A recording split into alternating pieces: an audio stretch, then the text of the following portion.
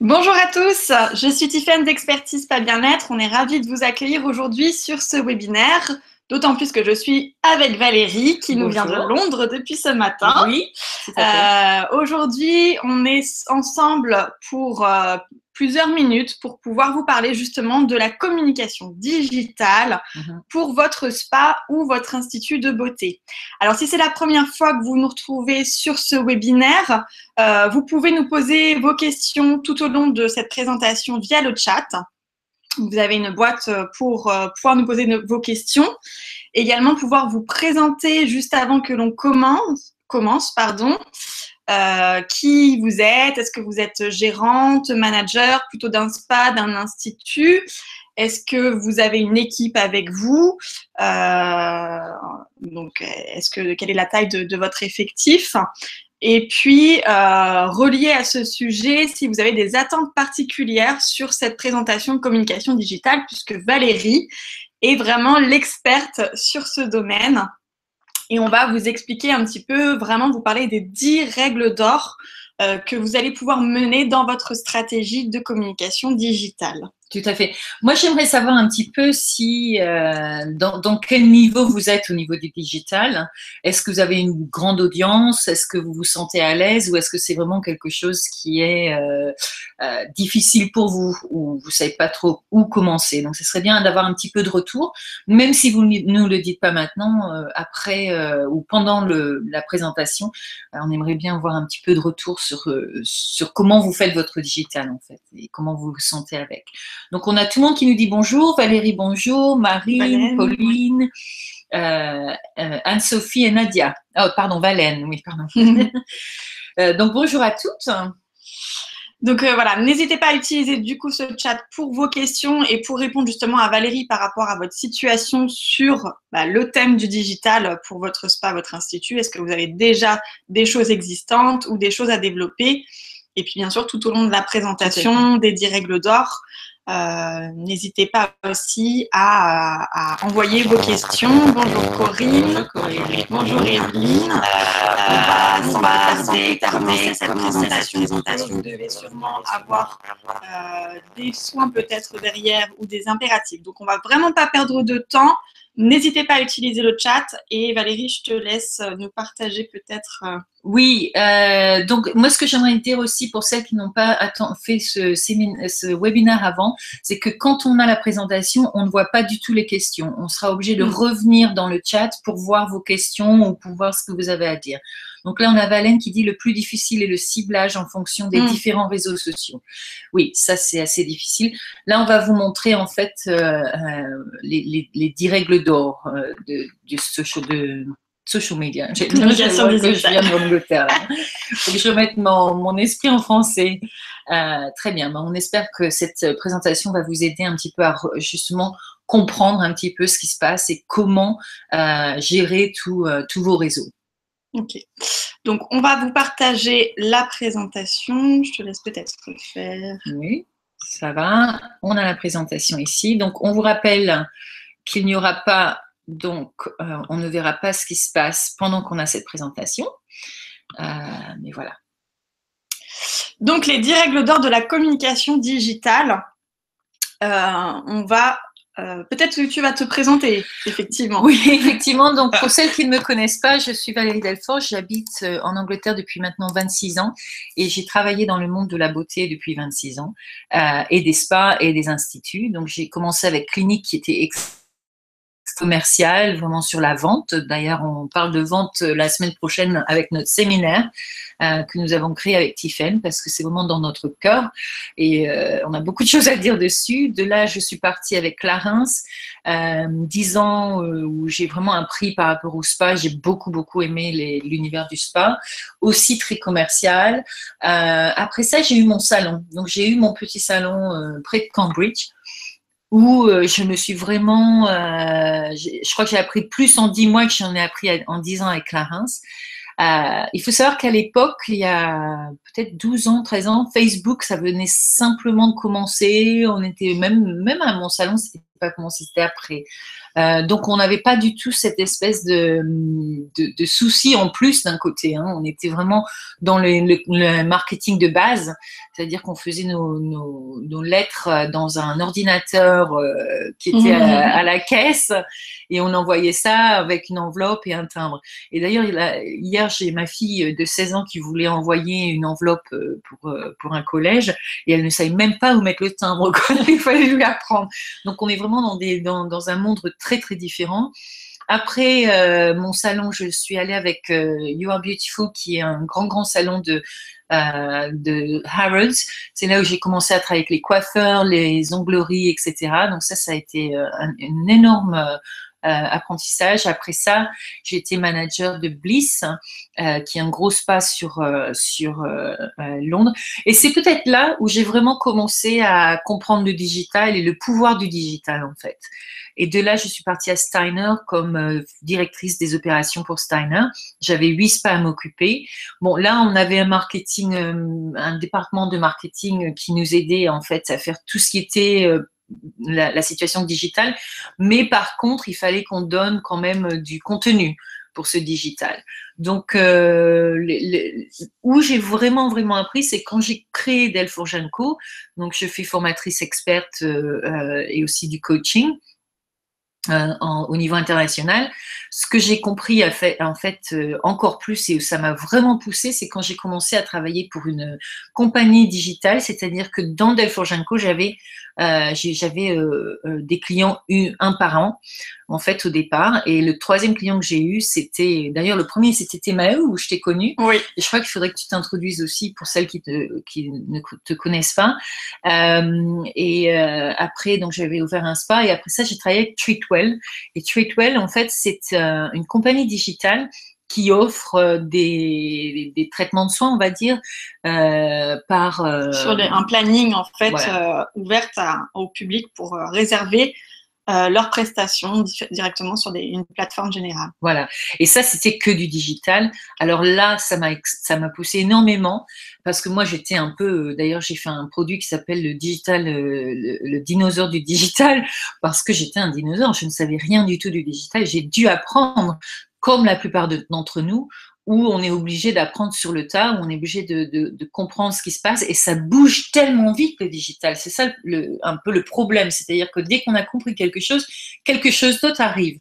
Donc, avec Treatwell, j'ai fait en fait des formations sur le digital et le marketing digital, où j'ai compris de plus en plus ce qu'il fallait faire, et justement, je voulais partager avec vous ces 10 règles d'or qui m'ont en fait aidé, et surtout aide mes clients à comprendre le b.a.-ba du réseau social, et aussi pour qu'ils vous aident, vous, à monter votre marque. Donc, on va partager ça, mais j'aimerais bien, parce qu'on n'a pas fait de slides de présentation sur toi, Tiffaine, parce qu'en fait, d'habitude, on fait ce webinaire, je suis toute seule à Londres, mais là, comme on est ensemble, ça serait bien que tu te présentes un peu pour dire…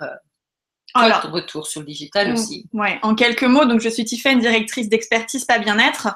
Moi, ça fait une dizaine d'années que j'évolue dans le milieu des spas et des cosmétiques. J'ai d'abord donc obtenu un BTS esthétique et je me suis tout de suite orientée vers la partie retail, notamment au niveau de l'animation et de la formation pour différentes marques de cosmétiques.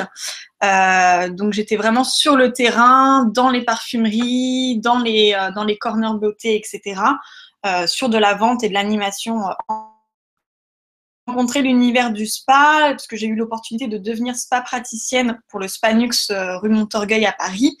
Et depuis lors, en fait, je suis vraiment restée dans cet univers en passant de praticienne à réceptionniste, puis responsable d'accueil.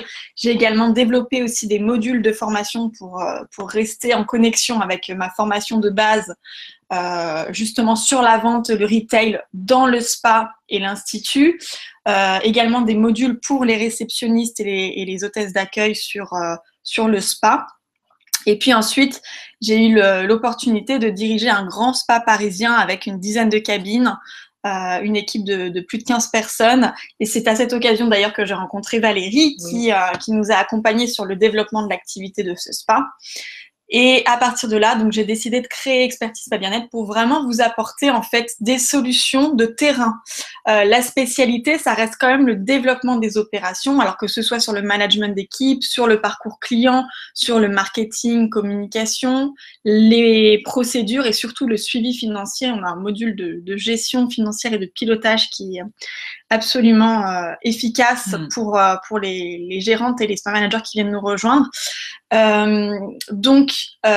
par rapport au digital, alors comment tu as grandi parce que digital, tu en fais de plus en plus depuis Expertise Spa Bien-être en fait. Beaucoup plus effectivement depuis Expertise Spa Bien-être. En fait, moi je vois plutôt le digital comme une opportunité qu'on n'avait pas avant.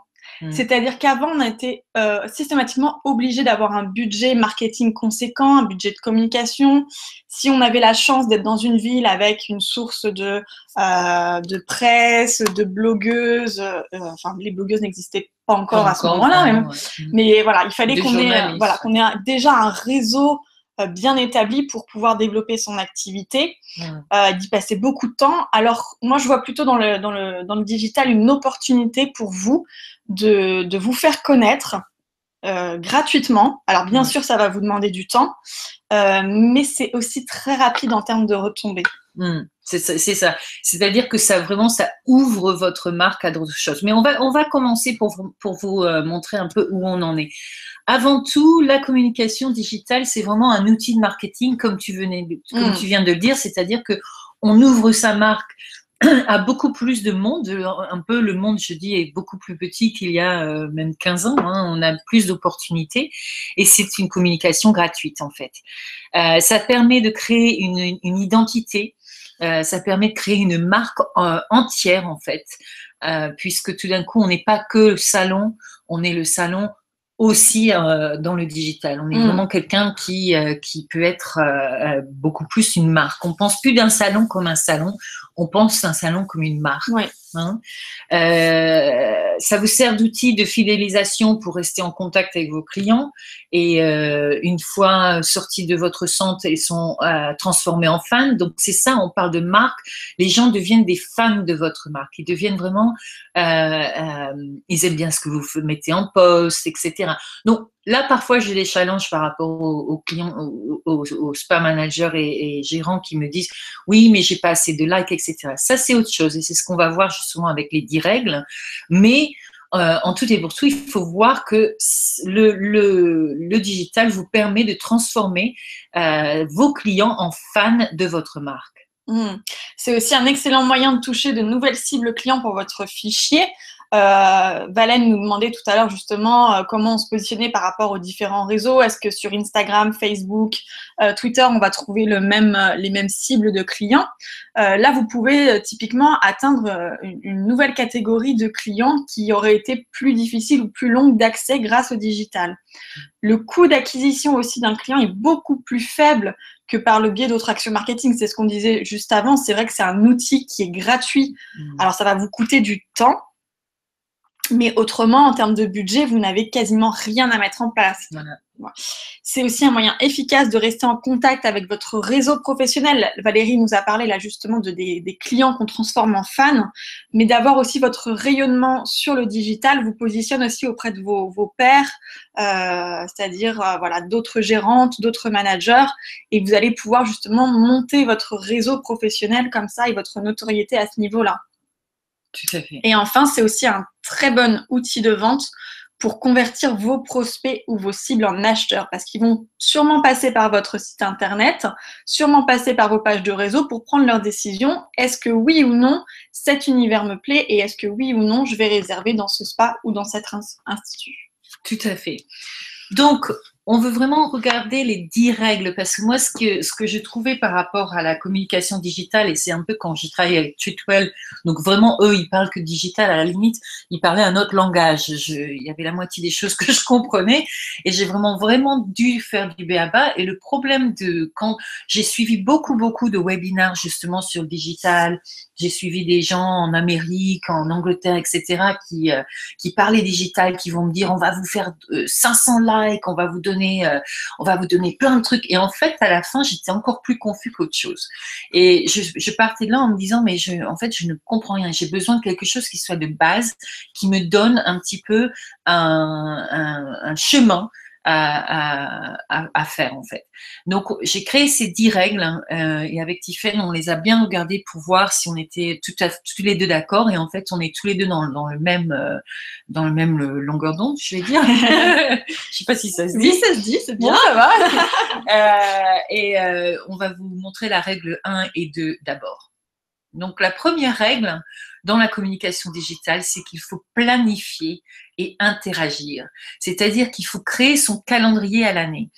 Si vous ne créez pas votre calendrier à l'année, la plupart du temps, le digital se fera dernière minute. On va pas penser et ça va pas être cohérent par rapport à ce que vous voulez faire dans votre spa ou votre salon.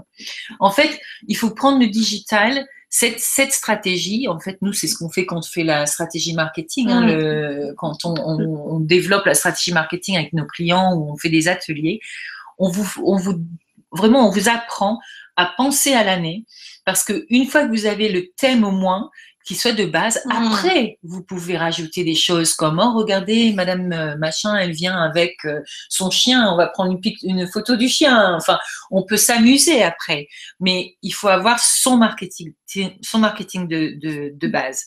Donc, le marketing calendrier à l'année, après, on travaille par trimestre.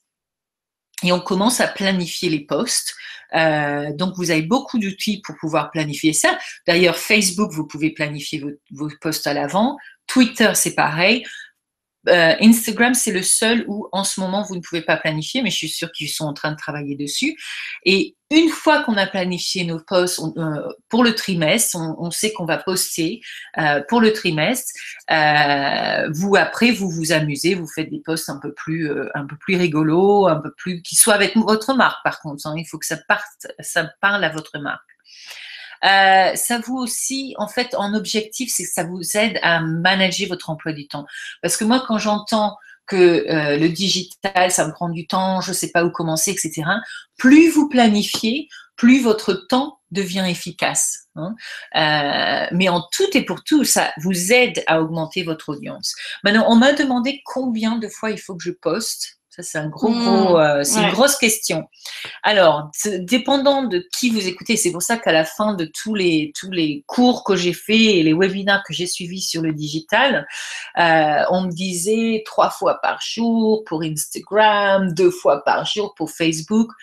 Moi, je dis qu'il faut au moins 1 fois par jour. Mais on va en parler un petit peu tout à l'heure quand on parle d'être constant. Mais 1 fois par jour, donc il faut planifier quelque chose. Vous pouvez toujours planifier les posts sur le trimestre, peut-être 3 dans la semaine, et le reste, c'est des choses qui sont un peu plus relax. Mais au moins, vous avez le thème. Donc, le marketing, en fait, il fait une boucle, comme un angle 360. C'est vraiment un thème. Deuxième règle, c'est d'être constant, c'est ce que tu disais juste avant. Poster 1 par jour au minimum et que ce soit mais qu'il soit vraiment bien fait. C'est pour ça que vous pouvez utiliser les outils de planification pour certains posts et pour les jours où vous ne savez pas trop quoi faire, plutôt faire des posts un peu plus live, mais vraiment essayer d'avoir une qualité et une constance dans les publications. Utilisez toujours le même code couleur, les mêmes images pour qu'on retrouve bien la signature graphique de votre marque. Pareil avec la police de caractère, si vous utilisez un ton particulier, etc.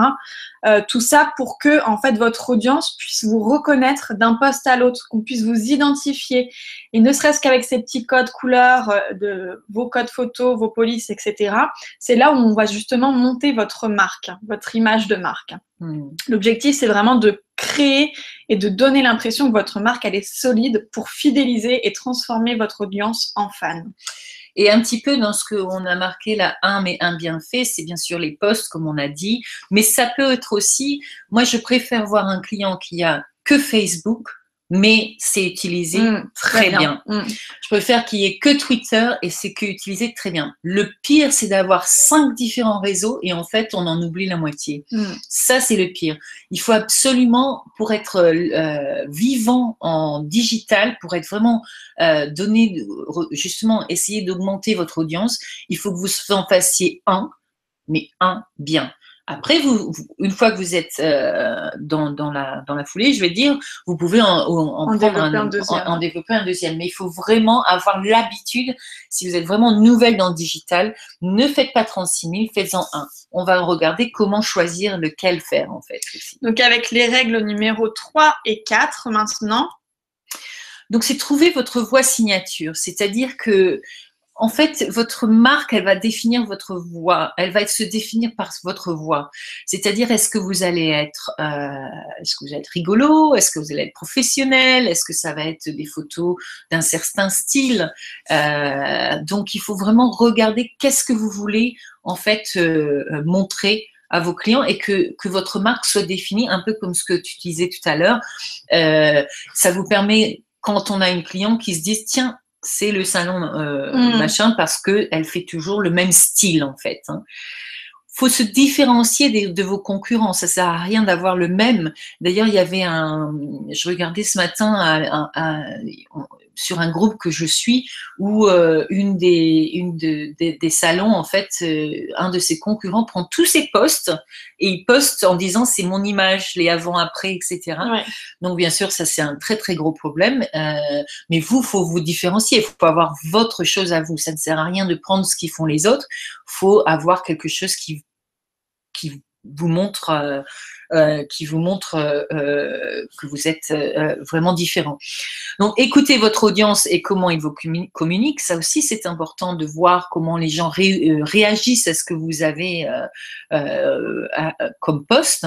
Et aussi inspirer, peut-être, en étant un petit peu audacieux et en mettant votre marque sans être opinion. On n'a pas d'opinion sur social media dans le business. On n'a pas d'opinion. On est neutre. On n'a pas d'opinion. C'est de la minute où vous mettez une opinion sur le social media, sur quoi que ce soit, vous mettez en fait des gens un petit peu contre vous. Ouais. Donc, il faut faire très, très attention. Par exemple, il y a pas mal de gens qui me demandent en ce moment avec le Brexit, alors, t'en penses quoi du Brexit? Je ne vais pas commenter parce que je ne veux pas que mon audience, justement, ça devient politique. C'est pas politique. Moi, je monte une marque. Donc, c'est très, très important d'être vraiment sans opinion. On est professionnel, on va en parler, d'ailleurs tu vas en parler là maintenant, mais l'objectif c'est vraiment d'engager votre audience avec vos communications. Bien, plus on a d'engagement, plus votre audience elle est en vie par rapport à ce que vous disiez, et encore on augmente notre audience en fait. De toute façon le but de tout ça c'est d'augmenter votre audience. Et là, donc effectivement, la règle numéro 4, c'est vraiment le côté professionnel, comme tu disais juste. C'est d'être conscient que tout le monde sur le digital voit ce que vous faites, ouais. Ce que vous dites. Donc c'est vrai que c'est bien d'insister sur le fait de ne pas donner votre opinion lorsque vous êtes relié à votre marque, c'est très très important. Et je peux dire quelque chose, ça me fait penser à un cas en Angleterre pareil où le salon en fait il répondait, c'est pareil, on parle de choses basiques, mais elle répondait à tous les posts en capital letters, comment on dit en lettres majuscules. En lettres majuscules. Peut-être qu'elle n'avait pas compris qu'elle faisait ça, mais en fait, donc tout le monde pensait qu'elle ose péter tout le monde en fait. Et c'est parce que simplement elle avait mis des lettres majuscules. Donc des choses très simples qui en fait peuvent être perçues mal. C'est ça. La deuxième chose aussi, c'est la manière dont on répond aux commentaires. Et il faut répondre sur le digital à tous les commentaires. Alors bien sûr, il faut faire attention à la manière dont vous répondez, mais ça c'est pareil, ça va être relié à votre voix, à votre ton, etc. En revanche, si une cliente vous dit « Ah merci, super expérience », eh bien il faut répondre. Si une cliente vous dit « Ah bah non, j'ai pas été satisfaite pour telle et telle chose », eh bien il faut répondre sur le digital, mais après amener la conversation en dehors. C'est-à-dire, voilà, leur lui dire, bon, bah, je me permettrai de vous rappeler pour en savoir plus, pour avoir vos retours, etc. Mais il faut vraiment qu'en fait, l'audience qui ne vous connaît pas, par exemple, si moi demain je vais sur vos pages de réseaux sociaux, je regarde un petit peu ce qui se passe et comment la manière dont vous répondez aux commentaires, ça va aussi me permettre de prendre une décision si est-ce qu'en termes de service client, je vais m'y retrouver ou est-ce que ça a l'air un peu médiocre, on va dire. Donc, c'est vraiment très important de bien répondre à tous les commentaires d'une manière courtoise et qu'ils soient cohérentes par rapport à l'image de marque que vous voulez donner. N'utilisez pas non plus, en ce sens, la même réponse pour tout le monde. Vous pouvez, par exemple, vous créer des exemples de réponses types, mais il va toujours falloir adapter en fonction de la situation de ce que vous aura dit votre fan ou votre client. Tout à fait. Pour vraiment qu'on n'ait pas l'impression d'avoir affaire à des robots, en fait. Et amener, comme je vous disais, la poursuite du dialogue en message privé, ça vaut surtout pour toutes les insatisfactions. On ne va pas rentrer dans des débats directement sur vos pages de réseau. Non, on va juste montrer que vous allez traiter le problème, mais que vous rappelez directement la personne qui est concernée. L'objectif, c'est vraiment, encore une fois, d'avoir une image de marque qui est fiable, professionnelle, pour toujours fidéliser vos auditeurs, votre audience, pardon, vos auditeurs, votre audience à votre marque. Et ça, là-dessus, moi, je suggère toujours mes clients de regarder des gros comptes, par exemple des grands spas, etc., pour voir comment eux, ils font. Hein, mais même qui n'ont rien à voir avec le spa ou l'industrie. Hein. Nous, on a Topshop en Angleterre, qui est l'un des plus gros Facebook accounts. Donc, ils ont le nombre de fans. Pardon. Donc, en fait, moi, je les suis pour voir comment ils répondent, pour voir comment ils réagissent. C'est très, très important de suivre les autres, de voir comment eux, ils le font. Et après, il faut penser à vous. Quand vous allez dans TripAdvisor, de toute façon, on ne fait plus du tout de décisions sans regarder soit les restaurants, les revues, les avis, pareil pour les hôtels, etc., les vacances. Moi, je veux regarder le mauvais, celui qui a qu'un étoile, en fait. Même s'il y a plein d'étoiles, partout, je veux regarder celui où il y a un étoile. Pourquoi? Parce que je veux voir comment l'hôtel a réagi. De toute façon, je décide si cet avis est je fais mon opinion. Je fais mon opinion. Mais l'important, c'est de vraiment voir ce qui se passe par rapport à la réponse de l'hôtel ou du restaurant, etc. Et c'est pour ça qu'il faut absolument manager sa réputation en ligne, en fait. Règle numéro 5 maintenant, c'est une règle préférée de Valérie. D'ailleurs, tu as fait un webinaire en anglais cette semaine, c'est le fameux hashtag. Mais qu'est-ce que c'est que ce fameux hashtag? Et d'ailleurs, si vous voulez parler anglais ou écouter l'anglais, il est sur mon YouTube, mais je vais peut-être le traduire en français un moment ou un autre avec toutes les choses qu'on a à faire, mais pour l'instant, c'est vrai que le hashtag, on me demande beaucoup de questions sur le hashtag. En fait, on n'est pas trop sûr à quoi ça sert. En fait, le hashtag, on a mis la définition. Ce sont des liens clickable, donc on peut cliquer dessus. Ici, cliquable. Cliquable. Par des mots-clés qui vont faire apparaître tous les contenus publiés de ce qu'on appelle ces fameux tags. Et ils permettent de trouver des conversations sur les sujets qui les intéressent. Donc, par exemple, si vous allez sur hashtag spa, si vous allez sur Twitter, moi, de toute façon, je dis à mes clients, même si vous avez un compte Twitter peut-être personnel, ne mettez pas sur le spa ou le truc ou l'institut, faites hashtag spa, par exemple, dans le bouton de la recherche, et vous regardez tous les tweets qui ont hashtag spa. Et tous les tweets qui ont hashtag beauté. Et ça vous permet de voir beaucoup de marques, beaucoup de personnes qui ont mis ce tweet, ce hashtag. Donc en fait, le hashtag devient un petit peu, pour répondre à vous, Valène, comment on va cibler notre audience. En fait, ce hashtag permet justement de cibler votre audience. Très important. Maintenant, il faut absolument se dire qu'à chaque fois que vous postez quelque chose dans n'importe quel des réseaux sociaux, vous mettez un hashtag. Maintenant, le hashtag, je vais en parler pendant 3 heures, donc il va falloir faire attention. Mais par contre, ce hashtag, il y a quelques règles à prendre là-dessus. On va acquérir une nouvelle audience avec les hashtags ciblés, donc hashtag spa, hashtag beauté, hashtag institut par exemple. On va mixer avec un hashtag local. Donc, par exemple, vous serez surpris si vous tapez hashtag le nom de votre rue, il y a peut-être quelqu'un qui a inventé le hashtag. Peut-être qu'il y a quelqu'un qui a fait hashtag Paris. Ici Paris, mais faites-le définitivement plus local. Hein. Il y a toujours un hashtag local. Moi, j'avais trouvé donc à une de mes clientes qui travaille dans une plus petite ville, j'avais trouvé le hashtag de la mairie. Donc j'ai fait ça pour que les gens, quand ils regardent pour la mairie, ils peuvent trouver son post. Et la règle du hashtag, c'est qu'il faut créer son propre hashtag. Donc, toi, tu as un hashtag, Tiffany? Oui, moi j'ai un hashtag. D'ailleurs, si vous voulez faire un petit exercice pour tester Voilà. le hashtag, juste après ce webinaire, on peut vous inviter à donner vos impressions sur Facebook ou bien sur Instagram si vous voulez, avec le fameux hashtag. Donc, le mien, c'est expertise spa bien-être tout attaché, tout en minuscule. Et le tien, c'est hashtag Delforgenco. Voilà, donc faites-nous un petit post avec le fameux hashtag pour vous entraîner. Tout à fait. Alors, les hashtags, ce sont un hashtag et puis derrière, il y a un mot, mais c'est tout collé. Et comme tu dis en petit, ça c'est très important. Comprenez vos hâtes de vos hashtags, c'est-à-dire que si vous mettez non, c'est pas c'est arrobase. Oui. C'est arrobase, pardon.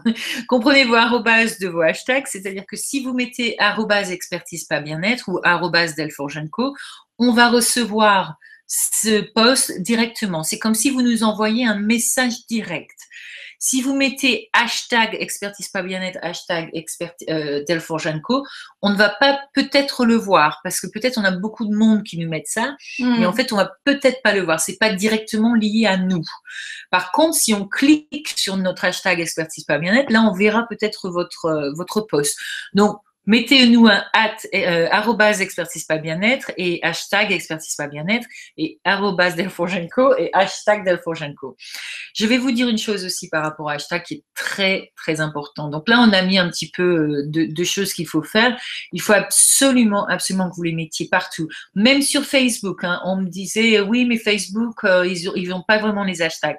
Si, ils ont commencé les hashtags, ils ont acheté Instagram, et Instagram, ça fonctionne en hashtag. Donc, en fait, Facebook, maintenant, il commence un petit peu à développer les hashtags. Il faut absolument mettre des hashtags.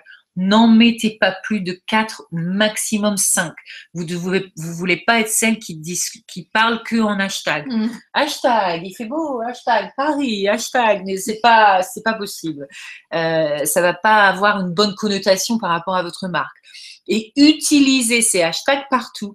Là, on voit l'exemple de Free Persephone qui a mis ça sur son miroir, hashtag Free Persephone, c'était comme ça, et qui en fait l'utilise partout. Moi, je le mets dans mon mail aussi, je mets hashtag Delforgenco quand j'écris à des gens. Dans ma signature de mail, il y a mon hashtag. Sur ma carte de visite, il y aura mon hashtag. Je ne l'ai pas fait encore, il faut que je finisse celle les vieilles, mais je commence mon nouvel avec les hashtags. Donc, hashtag partout, parce que vous montez votre marque. Le hashtag, ça permet de monter votre marque. On avait un deuxième exemple là, si vous voyez, avec le spa Alaina, pardon. Je vais y arriver. Vous pouvez aller voir sur leur page de Facebook parce que les posts et les publications qu'ils font d'une manière générale sont très qualitatives, où on a vraiment une cohérence et une image de marque qui est garantie, et ils utilisent justement ces fameux hashtags de manière assez efficace. On fait peut-être un petit retour pour voir si vous avez des questions à ce stade avant de vous parler des règles 6 à 10. Alors, on va retourner dans notre stop sharing. Yes. Ok, nous voici. De retour. Alors oui, on a beaucoup de choses. Ok, alors. Hop. Alors, par où commencer? Est-ce qu'on peut descendre? Je ne sais pas comment on descend. Attendez, on y arrive. Voilà, donc le plus difficile. Alors, Anne-Sophie, bonjour. J'ai un institut de spa de 115 mètres carrés. Je travaille seule avec des intervenantes. Je travaille sur Facebook et mon audience, c'est 900 personnes. C'est bien, 900. Très bien. 60 personnes engagées, 560 fans. Très bien. Donc, j'aimerais avoir plus de personnes engagées et de partage. Le hashtag, il va notamment aider, surtout les partages. Et après, en fait, là, c'est une question de cibler son audience. Donc, qui vous voulez. Et ça, c'est une question de marketing. Et on va vous parler de la journée que je fais sur le digital. Et là, on en parle beaucoup. Comment cibler son audience? Parce qu'en fait, c'est ce qu'on veut faire. On veut cibler l'audience. C'est-à-dire que si je veux attirer des jeunes, des plus jeunes, c'est ce que je voulais faire dans mon salon, en fait. Je voulais attirer des plus jeunes parce que mon audience, mes clientes elles-mêmes étaient de plus en plus âgées. Donc, je vais mettre des hashtags, je vais cibler ces jeunes avec mes hashtags et aussi avec des posts qui sont relevants pour eux. Et j'ai aussi commencé Instagram parce que Instagram, ça parlait plus aux jeunes. Je voulais pas faire Snapchat parce que je n'ai pas trop aimé, c'est pas trop mon truc. Donc, il faut faire quelque chose qui vous parle à vous et après faire des posts et aussi des hashtags qui vont aider à ces jeunes de vous trouver. Mais là, on en parle dans la journée atelier que je fais. Hein. Ensuite, Pauline qui a créé un institut de 70 mètres carrés il y a 1 an, spécialisé dans les soins visage. Facebook a été bénéfique pour me faire connaître, mais j'ai encore du mal à gérer ma page pour la rendre réellement dynamique et je ne sais pas comment inciter les partages. Ouais, donc déjà, première chose, c'est d'avoir une fréquence de posts régulière, comme on disait, et d'essayer de planifier au maximum. En fait, Pauline, vos publications sur les réseaux sociaux et sur votre page Facebook notamment, parce que c'était vraiment celui que vous utilisez, doit être relié à votre marketing. Si vous n'avez pas, par exemple, là on est début avril bientôt, vous devez normalement savoir tout ce que vous faites d'ici fin décembre 2017.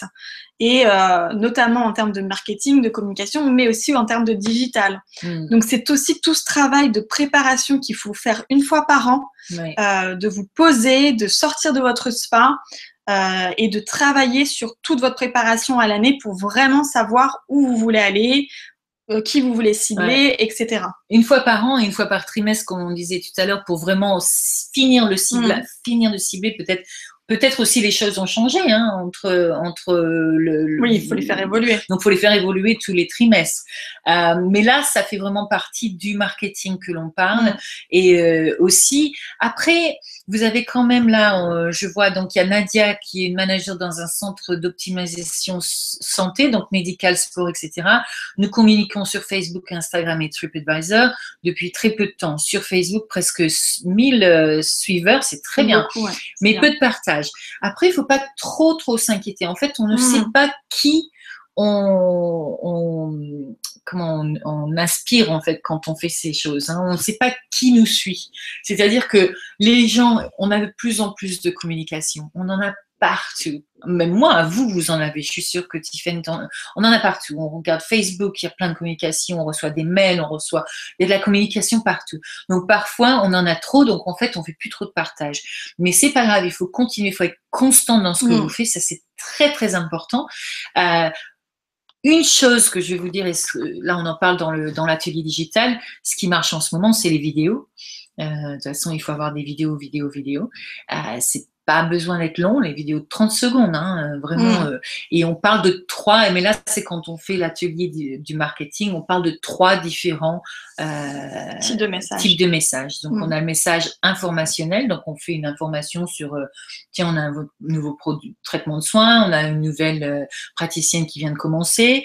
On a un message éducationnel, donc les gens adorent l'éducation. On a besoin d'éducation, surtout dans votre centre médical, sport, nutrition. On a besoin donc parler aux choses de clients que vous voulez cibler aussi, et puis aussi esthétique. Voilà. Donc ça c'est très important. Pas compris comment créer ce fameux hashtag, Evelyne. Il suffit juste de le taper, en fait, Evelyne. Sur votre clavier, vous tapez le petit, ça c'est le sigle dièse, et juste à côté, vous mettez le nom de votre spa ou de votre institut, tout attaché, tout collé en minuscule. Et dès le moment où vous faites espace, en fait, ça va créer, il va apparaître un petit peu en bleu. Et en fait, tous les gens qui verront votre post pourront cliquer sur ce lien qui sera bleu et vous emmener en fait sur toutes les publications qui sont reliées à votre marque. Donc, c'est le symbole dièse, tout attaché et ça part en fait dans le nuage digital. Et si vous voulez nous envoyer le nom de votre institut, moi, on peut vous faire votre hashtag à vous. Et on vous le fera pour vous. Parce que c'est vrai que parfois, les hashtags sont compliqués et en fait, il ne faut pas qu'ils soient trop longs. Faut faire attention en fait à votre hashtag propre. Donc, donnez-nous votre nom d'institut, on va voir. Donc, Valérie, très bien comme… Valène, pardon, j'ai décidé de vous appeler Valérie. Très bien comme spa et Timaï en plus. C'est pour Alaina. D'accord. Et bonjour Virginie du Spa Rêve de beauté, d'accord. On se dit bonjour. Et un ciblage très efficace pour telle tranche d'âge. Bah alors ça, il n'y a pas de réponse parce qu'en fait, il faut regarder ce qui se passe dans votre fichier client. Qui sont vos clients existants? Est-ce que dans ces clients existants, il y a des traits de caractère qui ressortent? Ça, c'est vraiment du marketing, en fait, Anne-Sophie. Il aurait fallu venir au séminaire ou à l'atelier de merchandising parce que du coup, voilà, on aurait pu vous expliquer beaucoup plus longtemps ce qui est vraiment un ciblage et par typologie de clients. On a Anne-Sophie qui dit également combien de temps il faut accorder. Donc, on vous parle d'une journée pour vraiment créer votre planning à l'année. Après ça, moi, je prends une journée tous les trimestres pour vraiment voir si ce que j'ai parlé de l'année, ça va, est-ce que c'est encore en lien. Il y a peut-être des choses qui ont évolué, des choses que je veux changer. Donc, je prends une journée tous les trimestres. Et après ça, pour le plan marketing, il faut prendre une journée sur l'année. Tous les janvier, je fais mon plan marketing. Et après ça, tous les trimestres, je réévalue ce que j'ai mis. Après ça, au niveau de faire des posts dans la journée, moi, je mets une demi-heure dans la journée pour faire mes posts. Posts et répondre aux commentaires éventuels, etc. Une demi-heure, ça me prend. Toute la partie digitale. Sur toute la partie digitale, parce que je suis très préparée, en fait. Plus vous êtes préparé, moins de temps vous passerez au jour à faire des digitales. Donc, on va passer, pour pas vous faire perdre trop de temps, sur la règle 6 à 7. Hop. C'est ici, je te laisse faire parce que je vais faire des bêtises. Alors, on va faire share. OK, ça c'est parce que c'est Mac. On n'a plus l'habitude. Donc, on est parti. Hop, règle 6 et 7. Par où commencer justement? On a eu juste cette question. Alors, la première étape, c'est créer vos contenus. En fait, il faut vraiment vous poser, tout ce que vous faites en marketing, il faut vraiment vous poser la question de quel est mon objectif. Si votre objectif, par exemple, c'est de convertir justement les personnes qui vous suivent en clients, on peut par exemple poster des photos derrière les coulisses de votre équipe. Ça, c'est les photos derrière les coulisses. Les gens aiment beaucoup en fait de ce qui se passe. Qui sont votre équipe, comment elle travaille. Bien sûr, il faut que les images soient propres et que ce soit assez soigné en termes de qualité parce qu'on reste quand même dans un service sur l'Institut et le spa, c'est quand même un service haut de gamme. Donc, il faut quand même regarder un certain standing au niveau des photos. Mais ça, les clients aiment beaucoup justement voir un petit peu ce qui se passe derrière la cabine ou dans la cabine. Voilà. Si par exemple, vous avez un objectif qui est de remplir votre planning de rendez-vous sur la semaine, vous pouvez imaginer des posts type photos avant, après soins. Ça marche aussi beaucoup, les photos avant, après. Ou des vidéos. Ça marche très bien sur le soin visage, sur le maquillage, sur la manicure. En massage, ça va plutôt être, voilà, c'est difficile de le traduire en photo, mais vous pouvez au moins donner l'inspiration. Voilà, après un massage, on a les traits qui sont plutôt détendus, etc. Si vous voulez autrement interagir avec vos followers, vous pouvez poster un contenu qui va faire un appel à l'action ou à la réaction. C'est-à-dire, que pensez-vous de la dernière tendance? Vous pouvez faire une compétition aussi. Voilà. Compétition, ça peut marcher mieux. Donc, vous pouvez leur demander un petit peu leur réaction, leur avis, etc. sur… Avec Facebook, on peut faire des polls now. Donc, on pose 3 questions. Des sondages. Des sondages, merci. Des sondages et le client, du coup, répond juste simplement. Ça peut vous aider justement à avoir des retours sur soit des prestations que vous proposez, soit votre parcours client, etc. Et quand on ne sait pas où commencer, en fait, la règle, je ne sais plus, 7 là, quand on ne sait pas où commencer, en fait, vos clients sont vos premiers followers. Donc, on met en avant tous vos réseaux, vous les mettez partout, vos hashtags pareil, et après vous accordez une remise pour mention, par exemple. Ça, c'est un petit… Donc, si vous nous mentionnez, nous, on avait fait un truc sur Twitter à Bliss, où on avait dit, si vous nous mentionnez sur Twitter, hashtag Bliss, UK d'ailleurs, il fallait que ce soit au UK, on vous donnera un échantillon. Ça, c'était rigolo, ça avait bien marché. Donc, en fait, vous incitez la réaction et l'interaction plus directe, plus maintenant. Vous postez des images d'eux après leurs soins chez vous, ça c'est assez classique, et vous les suivez, en fait. En revanche, pour les poster d'images d'eux, il faut quand même avoir leur autorisation. Hein. Ouais, c'est clair. Là, c'est clair. Donc, règle numéro 8 et 9. Bon. Suivre les retombées, pourquoi et comment? Alors, qu'est-ce que, justement, on parle beaucoup en marketing d'influenceurs, Valérie?